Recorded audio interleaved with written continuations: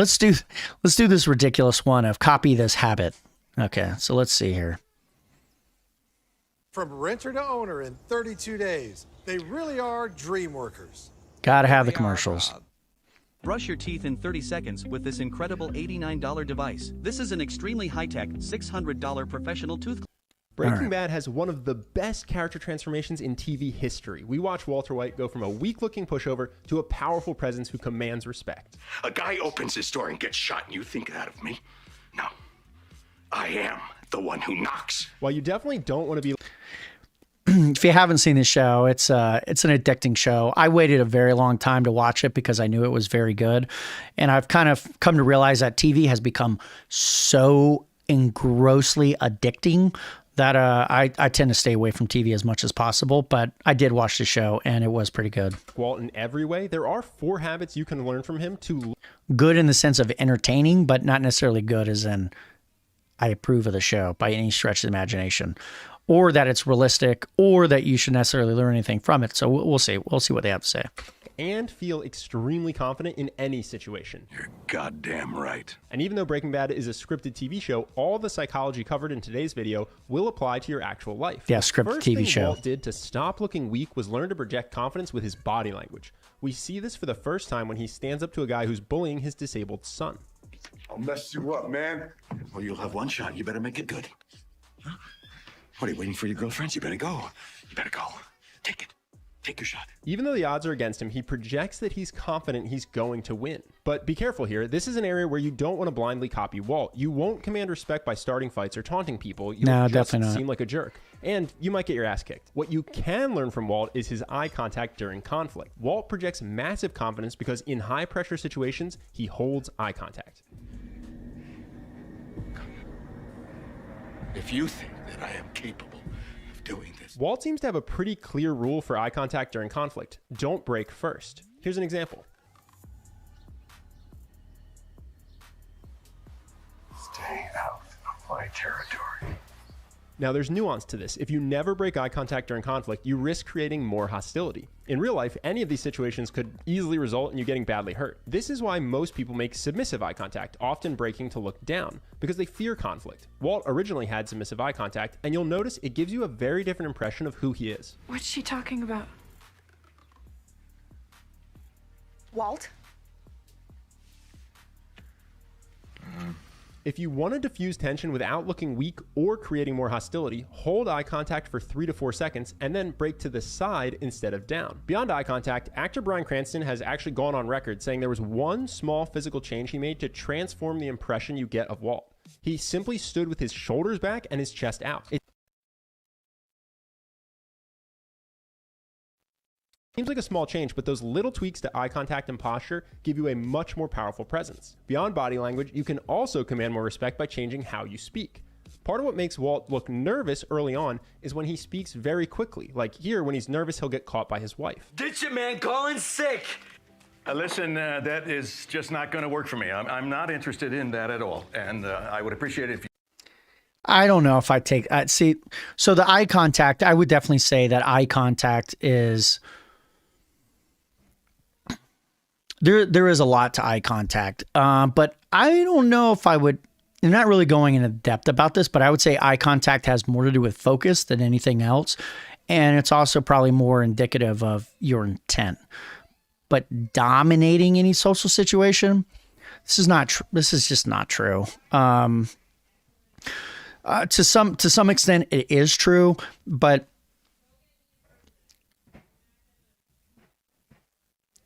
I have seen more than once. How would I say this?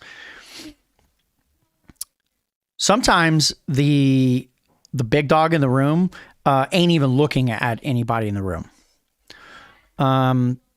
If you think about it, a person who is confident, capable, and competent, they're going to focus in the ways that they know needs to happen.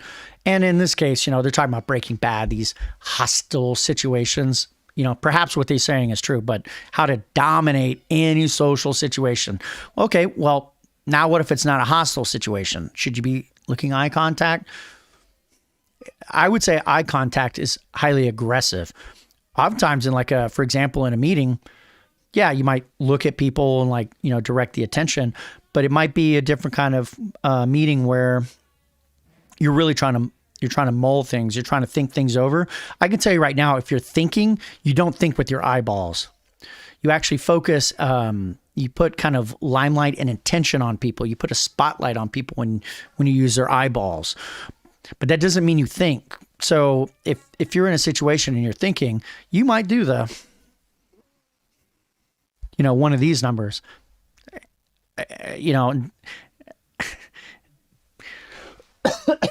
I don't know what they mean by dominate. I mean, highly aggressive, be agitating, pretty much everything that they said that, you shouldn't be or whatever. Yeah, I would definitely say eye contact. Eye contact, super important, but it's more like a spotlight type thing. Not necessarily what I would call being the leader. Use your eyes how they need to be used. Be a little bit conscious of it and try not to just look away out of fear. You probably don't want to do that. Don't call here anymore. Contrast that with these next two clips where Walt's more confident. He has a slow speaking cadence and uses pauses between words to hold attention. The pause is the moment when you're not speaking, and ironically, that's the moment that pulls people in. Specifically, if you pause at the moment people most want to hear what you have to say. In your position, I would have done the same. Jesse, you asked me if I was in the meth business or the money business. Neither. I'm in the empire business. Now, speaking like this is much easier to do if you genuinely feel confident. So, maybe there is some truth to the cadence. You know what? I should be doing this kind of stuff. There is some truth to the cadence and the camber of what you say and how people listen to it and dominate any social situation. You know what they're not saying here? Let me see if I can zoom out. No, okay. Yeah. What he's not capturing here, talking about when you're talking to people, it might be talking last. I would say more often than not, regardless of what you say and the cadence that you choose, which super important, it has less to do with dominating a situation and more to do with the fact that you're influencing the pace and the focus of what's being listened to, what's being communicated. I would say almost more important than this is when you speak in a lineup. If you're trying to dominate a social situation, whatever that really means by dominate, which again, I'm not really sure what charisma has to do with dominating, but if you want to be an influential person in a social circumstance, you really need to speak last. Part of the reason why you might speak last, it's just a real simple trick here. You get to comment on what everybody else says. And so you seem like and appear to be the person who's thinking about it. And I say seem like and appear because you are. You've heard everybody, which means you get the chance to synthesize. Synthesizing is powerful. Because now you're pulling from there, you're pulling from there, you're pulling from there, different viewpoints, and all of a sudden you get to say, this must be the case. I'm hearing people say X. And trust me, people will listen big time. Because for one, you're repeating back what they're saying. But I'm not going to go too much into my techniques. Let's pay attention. Let's watch this video and see what else we got here. How can you actually be more confident in situations that normally make you nervous? And why is it believable to the audience that Walter White can go from a chemistry teacher with no confidence to someone who's able to stay confident while he's surrounded by gangsters ready to kill him? Probably because he did it a bunch of times. Tell me what you want. $50,000. 35 for the pound of meth you stole. And another 15 for my partner's pain and suffering. If you haven't watched the show, Walt recently learned he has terminal cancer. Now that he knows he's dying, he feels he has nothing to be afraid of. It might not seem like it, but this is actually something we can all learn from, hopefully in a safer, healthier way than cooking meth. Because we're all going to die eventually. This is one of Stoic philosophy's most important teachings. Memento mori, remember you will die. This isn't meant to depress you, but to help you build stoic courage to live life fully. If you remember your time on earth is short, it can free you to take the risk, approach the beautiful person in the bar, ask for the promotion, quit the job you hate. Don't be reckless, but live the life you want while you have the chance. Building stoic confidence can be as simple as setting a phone reminder each morning to... So I agree. This is actually a pretty important topic to understand, that there's all these things we want in life. There's things we want. I think this is like the basics of influence and leadership itself, that it's baked into us. There's things that we want. Sometimes we just want our kids to be quiet. Sometimes you know, we want a new house. Sometimes we want to have a clean room. There's all sorts of things that we want. And these are the things that influence us. Now, the reality is you have only so much time to obtain these wants and these desires. And you need during that time, you also need to gain a healthy relationship with these wants and desires. It's a separate topic. That's a little bit more on the spirituality side. That is in that space of spirituality, of understanding the role and, some sort of kind of healthy relationship with these. But what I want to get across here is, they're talking about death as a centering aspect to doing the things you ought to do. Consider for a moment that right now in this world, at least in the Western world, I can't say anything about living in Kenya. I don't live there. But in the Western world and many of the different, things like, Japan and Asia and stuff like that, the world is actually conforming around to us, believe it or not. It might take you quite a while to realize this, but our good and bad desires, got to throw that out there, good and bad desires, the world is conforming around them, oftentimes to, everything is trying to fit with this cohesion together.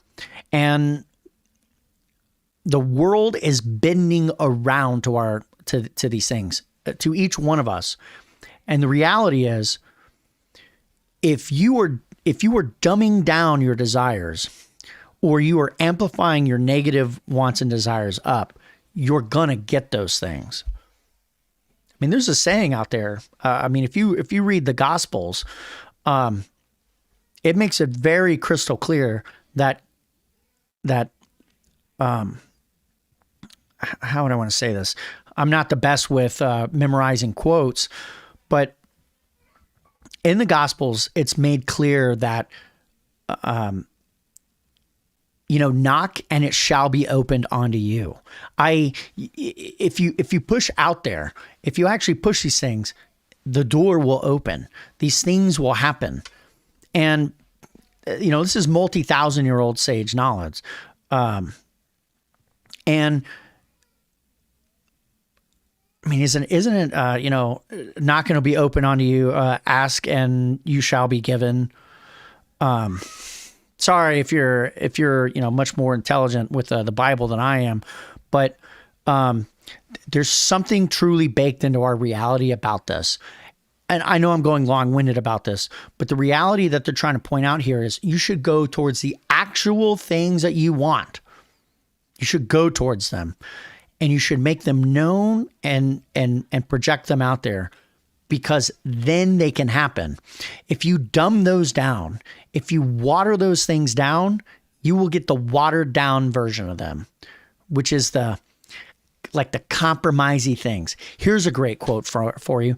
One of my favorite kind of loudmouth motivators out there online is named Eric Thomas. And I'll have to do a video with Eric Thomas sometime. But Eric Thomas has this great quote: go where you're celebrated, not where you're tolerated.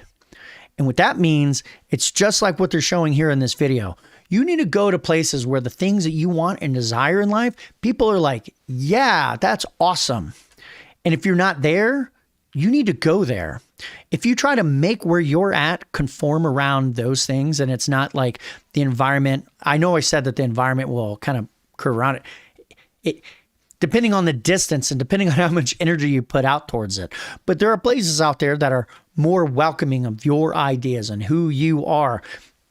You need to fit into those spots more so than ever before in human history. And if everything that you do gets watered down and you're always compromising, wrong. Leadership and influence is a real thing, and this is critical towards it. So let's go back to this video. Meditate on memento mori for just a few minutes. Ask yourself, how would you live differently if you knew you were going to die in 5 years? What about 1 year? So, okay, question. You don't have to start living like you're going to die in a week, but it can help you find the confidence to prioritize what's important. Prioritize what's important. You really want to live. Yes. Now, while memento mori is the reason Walt can be so calm under pressure, that mindset alone wouldn't have helped him survive for long in the meth world. And especially after his cancer goes into remission, Walt definitely does not want to die. You see this in season 3. His life is threatened and he does not stay calm. If I could just talk to Gus, I know I can make him understand. Please, if I could talk to Gus, I can convince him, okay? Just let me, please let me talk to him. Shut up! Shut up. The context here is that Walt's bosses have found a new meth cook. Now that they don't need Walt, they're going to kill him. But watch how the power dynamic shifts once Walt sends his partner Jesse to kill the new meth cook. Just what the hell was that? Exactly. You might want to hold off. Yeah? Why? Because your boss is gonna need me. 6353 Juan Tabo, apartment 6. This highlights the real reason Walt was able to be fearless for so much of Breaking Bad. He's irreplaceable. He makes the best meth and everyone knows it. You all know exactly who I am. Be irreplaceable.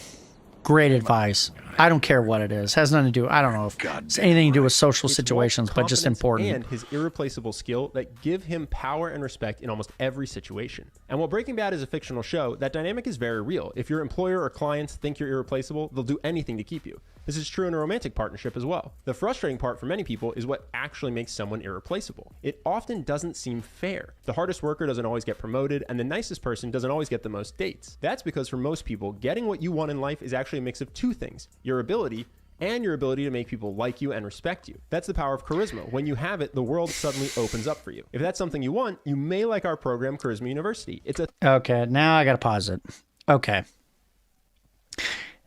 Now this is where I do the extreme disagreeing. I completely agree on irreplaceable. I completely disagree about how you become irreplaceable.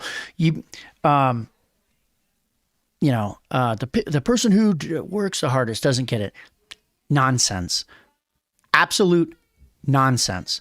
I don't even know how this is getting perpetrated out there, but the reality is the people who were like, think about it, invaluable, irreplaceable. Irreplaceable actually means invaluable. And invaluable means it's difficult to just put a value on it. And why is that? And the reason is because they're doing things at such a level that other people can't really, it's the only way I can describe it. And this is not fullest, but if a person's up here and then a person is judging them who is down there, they do not have the capacity to judge the person at the level that they are actually at. This is just the truth about something. So somebody who were to come to me and talk to me about computers who is not at my level, they will not be able to judge or understand. They may actually see my actions completely out of light and think maybe, well, I don't know what I'm talking about. And that's where they're wildly wrong. But here's the thing. I've become irreplaceable so many times now in the technology space that I can speak with extreme authority on this. In fact, I have made it, I think actually since my first job, I set it as a goal. Now that I think about it, I set it as my goal to become irreplaceable and so valuable within 1 year. I knew taking the job within like a month of taking the job, that within 9 months to a year, maybe it was a year and a half, I was actually going to be moving to the other side of the country. And from that, it was my goal during that time to become so valuable that they would let me work from home, even though nobody worked from home. So I accomplished that, and I worked from home for 5 years while everybody else went into the office and nobody batted an eye about it. Now, eventually other people got to work a little more from home, but that's a different topic. How is it actually done? done. It's not this nonsense. What these people are saying is absolute nonsense. It has nothing to do with charisma. It has to do with your command over the subject, over the space, to the point where somebody isn't going to tell you the way that it is. And the only way you get that is by outworking every person. It's the exact opposite to what they said. The hardest worker, look, it may not be the case that somebody who puts in the most hours, just generally the most hours, and is the most one-sided about like this business, just this thing or whatever, is going to come out on top. That's true, but you will never out-influence somebody who you haven't outworked. There's a reason why Elon Musk like is a perfect example of this. Elon Musk, as far as I can tell from what I can see about his story, Elon Musk went from basically obscure outside of like the tech entrepreneur space, like at the time, like kind of the micro tech entrepreneur space, to becoming the richest person on planet Earth. And I can tell you, he didn't do that sitting on a yacht, kicking his hands back and doing nothing. It's the exact opposite. And this is the absurdity of stupid messages like this. And I just got to say it. Charisma University, you were just dead wrong. You're just wrong. He didn't get there by, dreaming of passive income, of like sitting back. He worked his freaking tail off. On top of that, put in more hours than anyone else. So did he work harder? Did he work hard? Yeah, he did. He did, and it's obvious. Like we live in this world in which people are they're so fluid in the topics they talk about, which is one of the things I wanted to see about this Charisma University. We'll go watch another one. They're pretty short.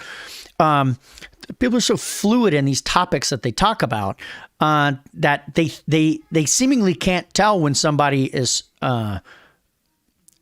Everybody seems to be at that same level. This like meaty stupid on every topic, whether it's politics, whether it's finances, whether it's business, whether it's education, influence, leadership, charisma. It does not matter what it is. Everybody has this kind of like just average level knowledge. They can't see the fact that by people who put in extraordinary amount of time on things, they're jumping out of that space and they're jumping into the stratosphere that no one else even sees at all. The reason why I started Sanctuary, I guess say this just again and again. The reason why I started Sanctuary Leadership, the reason why I wrote books like Influence and Leadership, the reason why I created this podcast is so I can scream from the freaking rooftops about this topic, about how poor people execute influence and leadership every day. They can't see that there's literally this magic that connects people together. And it's skills. It's just basic skills. It's basic skills. It's been with people since the beginning of time. This is the skill that binds people together. Study it and use it, and it will serve you for the rest of your life. I promise you. I tripled my income in a year and a half by applying leadership with intention. I literally started moving people way over. Like I've been influencing people a long time. And one of the things, now I'm getting ranty. One of the things that I have done that I've always been really good at is just having this kind of like,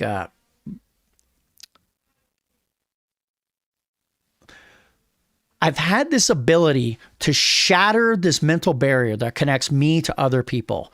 And I would be very overt about it. I would tell people like, hey, I'm going to talk about all the topics you're not supposed to talk about on the first time we meet. So I'm the kind of person that would go to a college party and I would talk about, I'm going to hear about your abortion stance.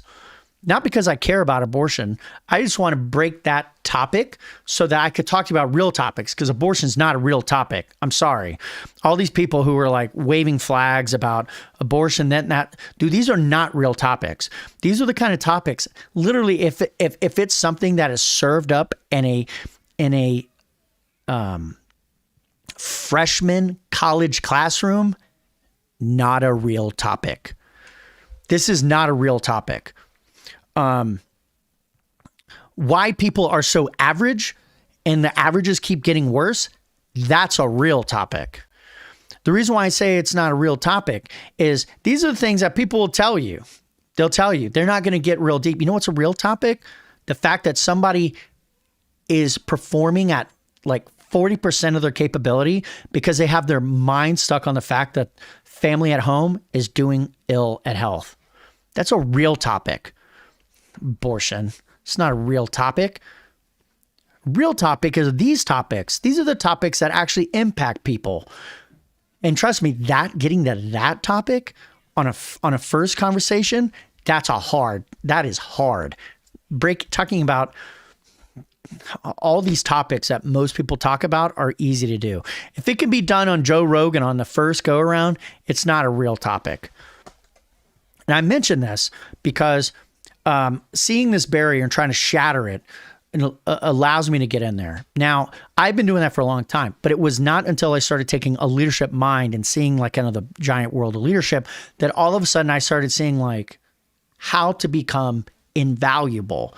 And leaders are invaluable. John Maxwell has this saying that, like a confident leader never has to worry about, job, like having a job, that their job is always secure. That's what it was. Their desire to create and bring other leaders up never has any impact on them because they don't believe that, they believe that their job is always secure. I'm telling you, it is. Why that matters is becoming invaluable gets you to that point. You think, like, dude, I'm in the space of computers, automating every daggum thing I possibly can from other people, myself, and so on, and making it so easy that it's like, I'm trying to create tools so that people that don't know anything about computers, they can use those tools and it just works like magic. That's the real goal of somebody who's in the technology space. You do that, you might think, well, if I do this automation, they're not going to hire me anymore. Nonsense. They will throw you on every single task because no one's willing to do it. It's about becoming invaluable, irreplaceable. That's the way they describe it. Irreplaceable. 100%. A person who is in any, how to dominate any social circumstance. I'm going to say this and then we're going to move on. How to dominate any social situation is super simple. Be the leader. Adopt the mindset that when you're around these people, you go, I am the leader. And what would the leader do in this circumstance? You know what they're first going to do? Say nothing. They're going to watch and see what's going on. Because if you pull back, like what a leader really does is looking at, they're sitting at, I can't move too far away from the mic. They're sitting far back from the actual situation and they're seeing what's happening. And they're seeing the blockers and they're seeing what's happening with people and they're pulling these things out of the way or they're inserting things in. You cannot do that if you talk all the time. You cannot do it if you're spending all your time playing eyeball games looking at people. Sometimes you might need to close your eyes and look away from people so that they don't influence you so that you can actually say the thing that they're all reacting. That's another thing. They're all reacting. And if they're all reacting, you got to pull away from the reaction so that you can say, I like the pause thing. There's a lot of power in pauses. So you can say the thing that they can't even think because they're reacting. You will never come to those conclusions if you don't stop, think, take it all in, and then say something. You want to dominate any social situation? Be the leader.